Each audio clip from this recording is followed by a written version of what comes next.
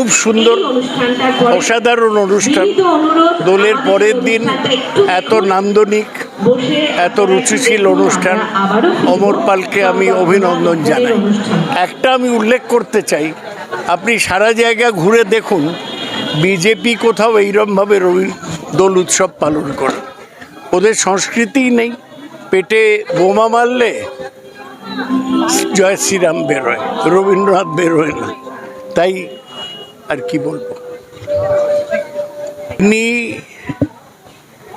যে মন্তব্য করেছেন মমতা ব্যানার্জি সম্বন্ধে, তাকে নিন্দা করার আমার ভাষা নেই। মমতা ব্যানার্জির পিতৃ পরিচয় নিয়ে সমালোচনা করেছেন, নিম্ন রুচির পরিচয়, বিজেপির রুচির পরিচয়। সারা বাংলা একে নিন্দা করবে এবং দিলীপ ঘোষের নাক ওর পার্টি রগড়ে দিয়েছে, ও সিট কেড়ে নিয়েছে, তাও লজ্জা নেই এইসব কথা বলছে।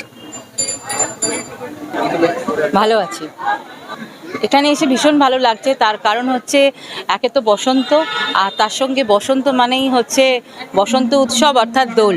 আমরা বাঙালিরা, বাংলার মানুষ যারা আমরা বাংলা সভ্যতা সংস্কৃতির সঙ্গে কৃষ্টিকে বাঁচিয়ে রাখতে চাই, তাদের কাছে এই দিনটা আমাদের কাছে অত্যন্ত গুরুত্বপূর্ণ। তাই বসন্ত উৎসব 33 নম্বর ওয়ার্ডে এসে খুবই ভালো লাগছে, সকলে মিলে খুব আনন্দ করছি।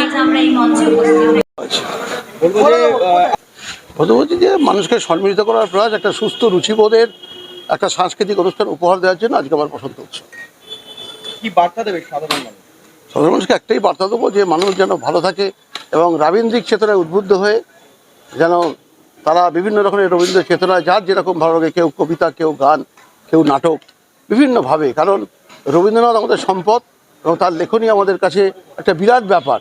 কারণ তিনি তার জীবদ্দশায় যা লিখেছিলেন, এটা আমার ধারণা বা ওই রকম 10টা জীবদ্দশা একটা মানুষ লিখতে পারে না। একটা বিশাল একটা তার ব্যাপ্তি। যতটা সম্ভব আমরা স্বল্প শিক্ষিত মানুষ, আমরা যতটা সম্ভব তার এই লেখনী পড়বার চেষ্টা করি।